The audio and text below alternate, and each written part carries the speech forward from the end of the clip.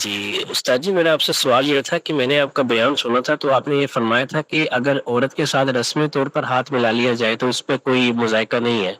مگر پھر ایک احادیث سے ایسے کچھ واضح ہوتا ہے کہ مطلب ایک حدیث ہے کہ کسی کے سر پہ لوہے کا کیل ٹھونک دیا جائے تو اس سے بہتر ہے کہ وہ ایک ایسی عورت کو ہاتھ لگائے کہ جو اس کے لیے محرم نہیں ہے، تو اس بارے میں ذرا بتا دیجیے۔ یہ روایت تو حسن صاحب آپ کو بتائیں گے اس کی کیا نوعیت ہے۔ ایسی روایتیں بعض اوقات ترغیب ترہیب میں بیان کر دیتے ہیں لوگ، لیکن اصولی بات یہ ہے جو رسالت مآب نے مختلف موقعوں پر بیان کی اور مطابق عقل بھی ہے،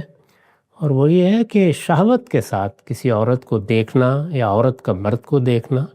شہوت کے ساتھ ہاتھ لگانا، چھونا، اس کو خود رسول اللہ نے زنا کی اقسام میں بیان کیا، اور یہ بالکل ٹھیک ہے، سیدنا مسیح نے بھی یہی بات کہی ہے۔ لیکن رسمی طور پر ہاتھ ملا لیا جائے یا جس طرح بعض قوموں میں آداب ہوتے ہیں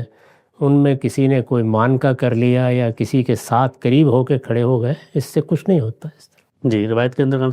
مس کے الفاظ آتے ہیں، یعنی وہ شہوت کے پس منظر میں، تو اس کے بارے میں متنبع یا کیا، اسی پس منظر میں یہ بات کہی جاتی ہے۔